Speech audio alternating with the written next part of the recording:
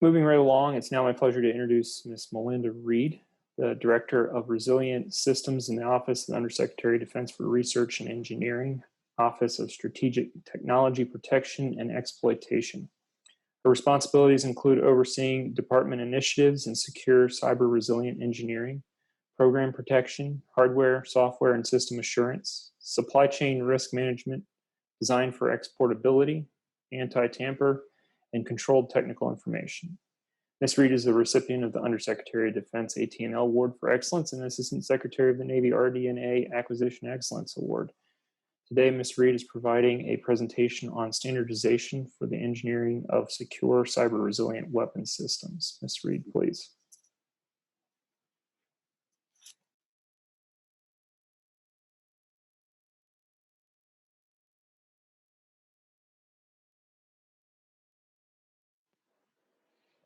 Good afternoon, everyone. Can you hear me? Yes, we can hear you. We can hear you now. Okay, thank you. So I have a lot of slides here. A lot of it is to tell the background of the story. It was great to hear about data and standardizing the data, and really how do we get there? From where I sit, the standards includes processes and the technical requirements, and at the end of the day, how do we make that data and use that data effectively? And by we, it's these programs and the engineers. So let's go to slide 2. And I think I heard Rob Gold's team speak when I dialed in, and so I won't go too much into R&E, but where I'm focused on is setting the technical direction for the Department of Defense, and then also accelerating those capabilities to the warfighter. So when we talk about cyber and we talk, oftentimes people have a sense that it's going to not accelerate getting that capability. There's worry that it might actually not achieve, getting that capability there on time. And so how can we accelerate yet still have confidence on the capability that we're delivering and understanding that capability and maybe where there might be areas that we just need to pay more attention to when we field it. Let's go to slide 3. And I think Rob Gold's team might have touched it on this. Where I sit within the Strategic Technology Protection and Exploitation Organization, I am the Director of Resilient Systems, and really my mission is to foster assured resilient mission systems and components. And I'm setting the technical and policy direction for technology and program protection. I'm working on advancing the DoD capability and capacity to evaluate and mitigate software component vulnerabilities. We heard about software here before I came on. And then modernizing the secure cyber resilient engineering standards, engineering methods, and workforce competency. And in a few slides, you'll understand what I mean by that. Next slide to set the background. What's important, I think, is understanding that weapons systems all are different, and I think this group understands and knows that. We were challenged a few years ago to improve the resiliency of weapon systems and recommend standardization or other approaches to improve the cybersecurity of these designs, and then really to determine the set of engineering standards and methods for cyber resilient weapon systems. And I say weapon systems on purpose because when you look at the characteristics of these weapon systems, they could be self-sufficient, they could be strategic, they could be tactical, and depending upon what they are and what they're providing, how they came into the acquisition world and delivered to the warfighters, what weapon and what environments these systems will operate in, all of that matters. The space, the weight, the power requirements matters. And then to that end, how can we provide consistency in these methodologies and these risk decisions and the analysis? Because at the end of the day, it's about delivering that lethal force and what that means and how do we do that, and without doing harm to our own warfighters. Next slide. So also what happened back in FY16, industry had made some observations, and so they shared with us through NDIA what they were seeing in the requirements. And so as they looked at these contracts, these RFPs, you could see that across the services, how they were communicating their requirements is different, and I'm not trying to change how the services are communicating them and not trying to change how they're doing business, but really understanding what those differences are and where we can standardize to make those requirements more consistent, and for industry make that there's a consistent understanding of that. So this was eye-opening to me, and I think that we've been making a lot of headway. But this, again, is background and really lays out some of that problem set and that challenge that we're working on addressing. Slide 6. So over the course of the last couple of years, the DoD 5000 series has gone through an update and a rewrite, and so that through that process, the AT&L responsibilities were then reassigned to A&S and R&E, and so there's an opportunity, and I highlighted the program protection piece. What was done in the enclosure 14 of the 5000, for those of you who are familiar with the DoDI 5000.02, there was an enclosure, depending upon which change it was, either 13 or 14, an appendix in there called the Cybersecurity and the Defense Acquisition System. And through the rewrite, there was an opportunity now for R&E to instantiate responsibilities for the S&T and engineering workforce, centrally on program protection.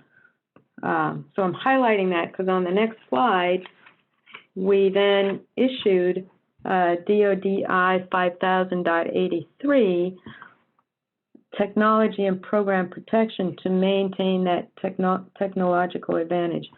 What is exciting about this is under the previous 5000.02, the direction was to the program managers.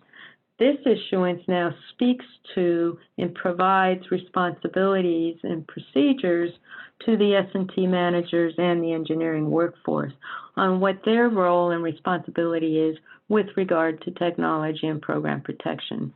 I'm excited about that because then it offers us the opportunity to clarify what they should be looking at, the engineering workforce and the S&T workforce, with regard to the activities related to cyber, to safeguarding of information, to safeguarding of DoD-sponsored research, and really not to protect everything, but to understand those things that require protection, but still allow for the ability to be agile and move out on taking advantage of other opportunities. So slide 8, within the .83, we recognize and appreciate and utilize the capabilities that are offered by our intelligence, counterintelligence, security, our cyber functional leads. They all have responsibilities. So how do we leverage those and utilize those and complement what we do with what they do so that we can close the seams and the gaps? The procedures within this issuance talks about the impacts to the technology and the programs, but it also lays out what those responsibilities are for the engineering and S&T workforce. It lays out what are those considerations for the information and protection of that information. What are those considerations for DoD-sponsored research? Not saying that we need to close all research, but those considerations for DoD-sponsored research and what things should we be thinking about. How do we protect the system against cyber attacks, the fielded systems, and then what are those management things that we have? And we introduce a new management tool called a Technology Area Protection Plan, an S&T protection plan, so that as we transition from S&T, that S&T protection can then be transitioned into the program so that the programs and the engineering staff in those programs are handed over something that they understand what protections are provided on that equipment and that capability. And we tailor it for these different pathways. So going back to the how do we accelerate the capabilities of the warfighter is looking at what are those things that the warfighter would need to know through these different pathways. At the end of the day, how do we better communicate the implications of that equipment if there are vulnerabilities that may not be able to be mitigated? The important part is communicating in a way that people understand that. So then we get to slide 9. Again, the same things within this policy are covered under the earlier policy, but it hones in specifically on what the engineering community and the S&T community should be paying attention to. We leverage and utilize, point to the different policies for protecting the technology. If you think about the anti-tamper mechanisms and the export control mechanisms that are available, how do we make informed decisions, and how do we inform the program managers on those technical implications so that the program managers can make those informed decisions based on cost, schedule, and operational needs, right? From a protecting the mission critical functions from exploitation, the hardware and the software components, what are the assurance mechanisms and tool sets that we have available and that we can utilize? And then about the information, it's also about the protection and safeguarding of the information inside of the system, but also about the system. And I heard some of that as far as distribution A, right? Which is great. Being able to share information publicly is terrific, but also then understand what the workforce understand, so that the workforce understands too what the controls mean from a distribution statement B through F, right? So it's almost a revitalization of understanding those protection mechanisms and those sharing, because we all also recognize we need to share. Slide 10 shows it pictorially, and why I'm so excited about the 5000.83, again, is that we are not constrained to just the acquisition life cycle, but because R&E is able to go from concept all the way to disposal based on the technical needs and the technical competencies that we have. So we shows how the technology area protection plans inform the program protection plans, but also inform S&T.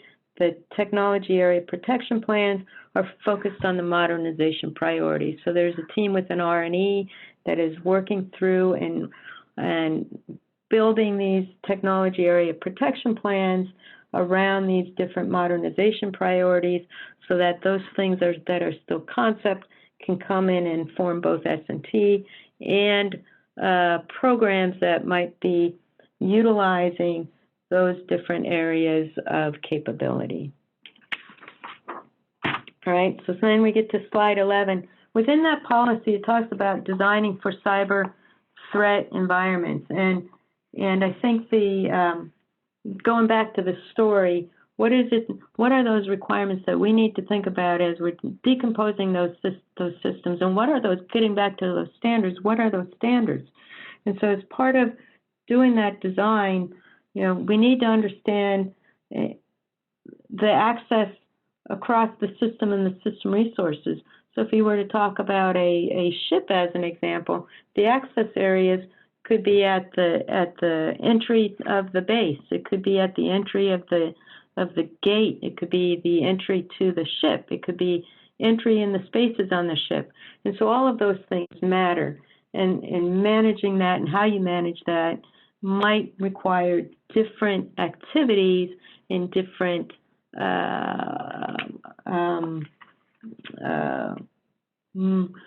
experts across the department, because doing the design of the platform, there might be some assumptions that are being made that you might then would facilitate or have a conversation with the group that works on the facilities, as an example.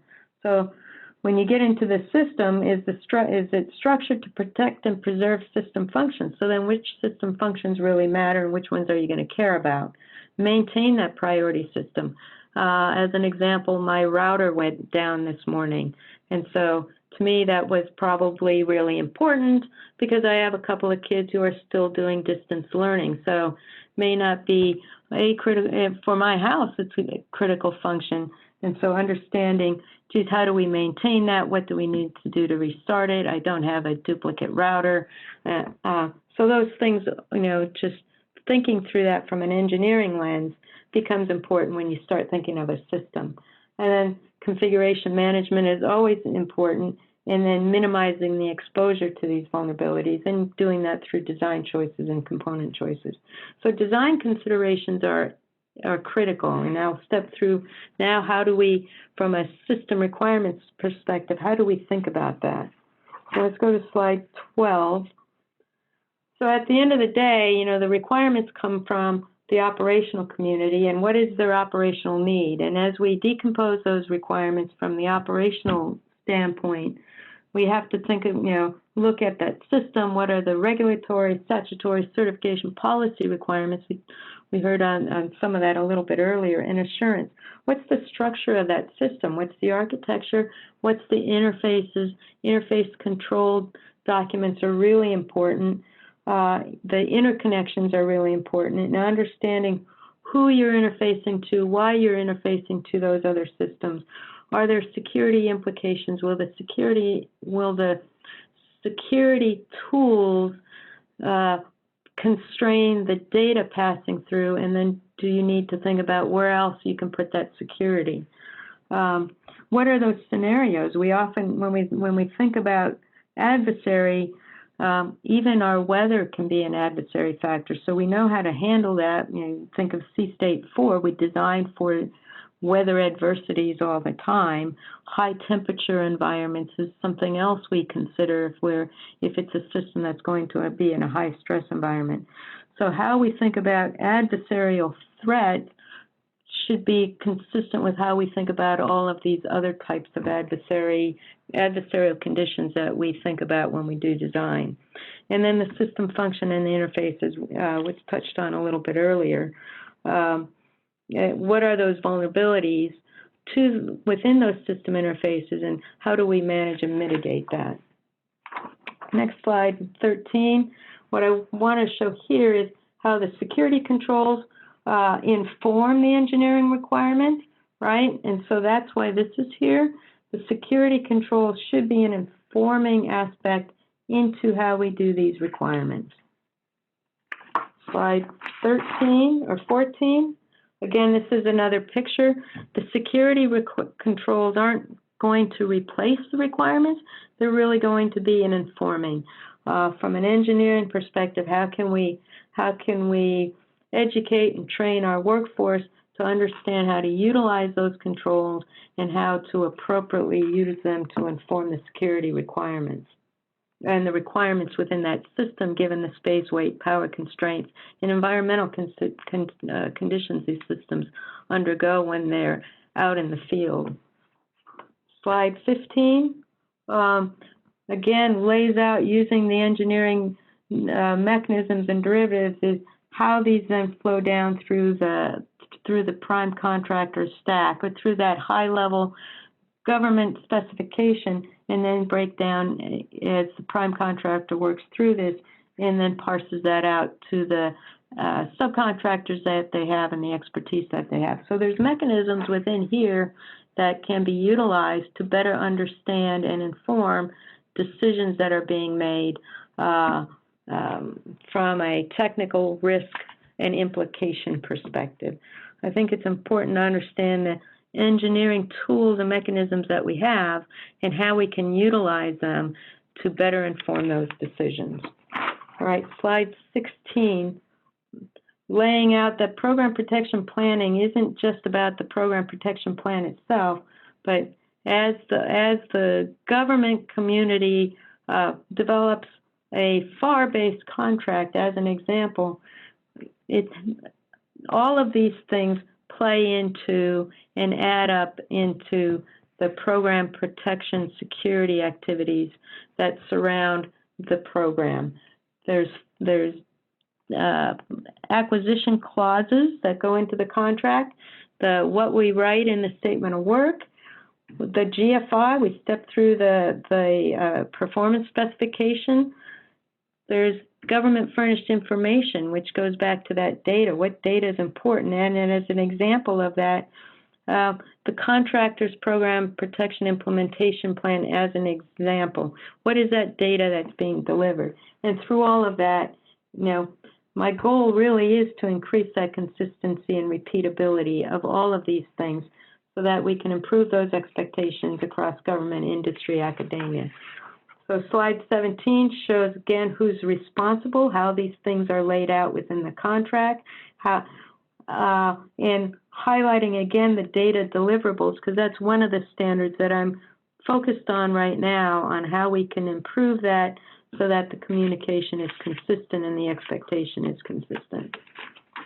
Slide 18, as an example of a government standard that you might put into a system spec, EMI has a linkage to cyber, and understand we need to think about how these things affect that cyber environment.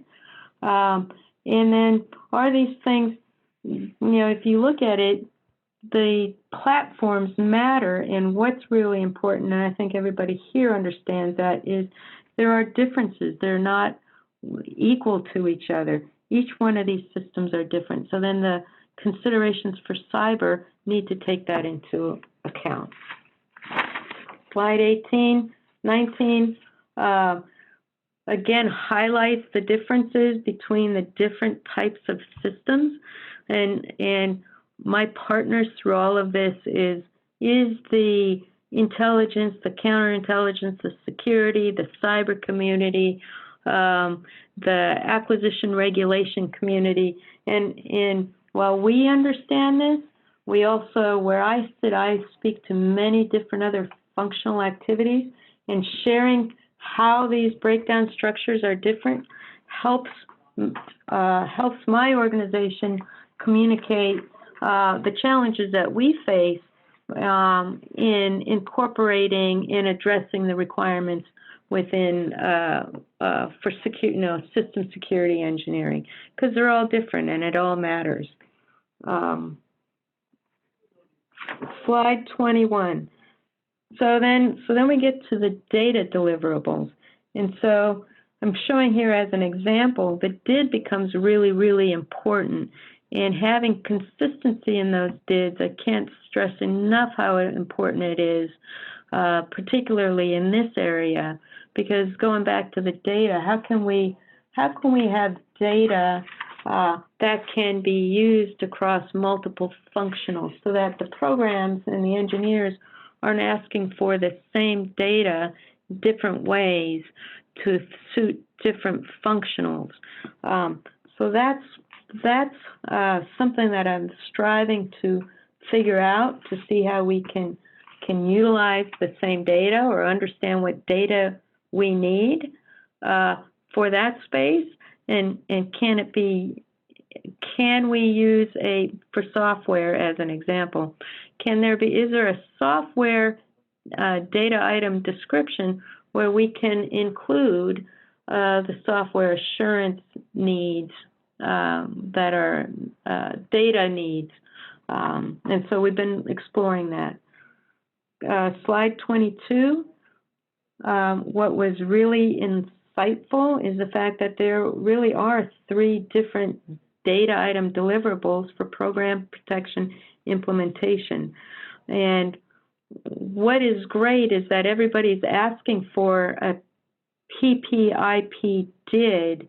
They're largely using the one on the far right. And so I recognize the need and the desire that the engineering community has for this.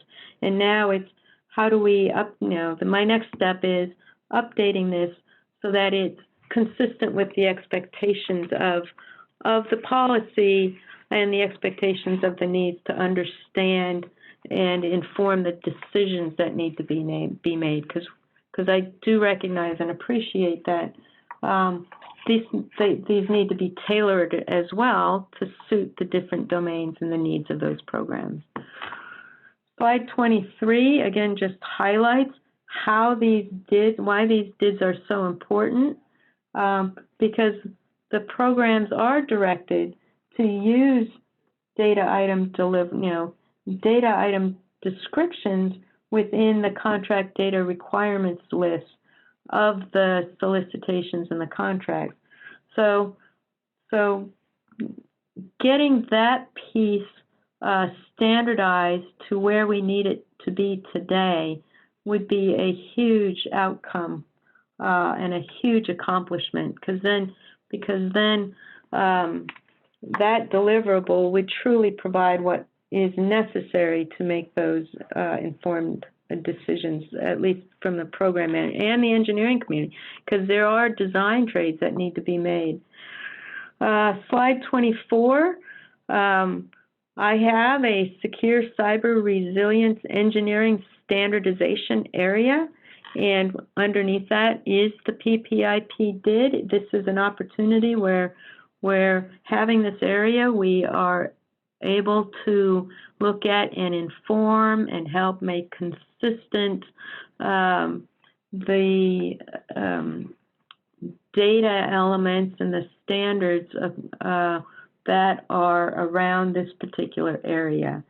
And so we still have a ways to go. We're starting to make some headway and trying to be, get organized with it, with the 5000.83 now as the overarching framework that we can now use. Slide 25, getting back to the program protection planning update, and we're looking at that as well, because the last time that was updated was in 2011, and a lot of things have changed. And so we're re-looking at that, and as we re-look at the PPP, we also recognize that the PPIP is pivotal for informing that document. So through our journey of last year and doing that look and seeing where we can hit the best areas for an update, we also saw that these things go hand in hand. And so, and the acquisition regulations play a part of it too, in understanding as these acquisition policies, the acquisition regulations for contracts come into play, how do we best inform, educate, and make aware the engineering community of these other sources of information that are becoming available just through the regulations pieces of it. So slide 26, in summary, the 5000.83 I'm very excited about, because it's been a true challenge from a system security engineering perspective, that the engineering community may not have fully understood what their role and responsibility is. Through this helps do that. And then the next way ahead is how updating the guidance and updating the relevant standards and the education and training to further amplify and provide that clarification on how all of these things play together and how they can leverage and utilize the counterintel, the intel, the security, the cybersecurity, the international cooperation, our foreign disclosure activities through into making these informed decisions and these design decisions. Want to improve the efficiency and effectiveness of the practice for this. Want to increase the repeatability of this as well, because I know that cybersecurity is a big word, and I would advise anybody who's talking cybersecurity to anyone to go, what do you mean by that? Because you'll be enlightened to hear that there are different perspectives depending upon where you sit. And so always good to ask that question. If somebody says it's a cybersecurity risk, to further ask, well, what do you mean by that? And that starts bringing that communication together. And again, improving the communication between government, industry, operational stakeholders, and ourselves. I always ask those questions. And with that, any questions?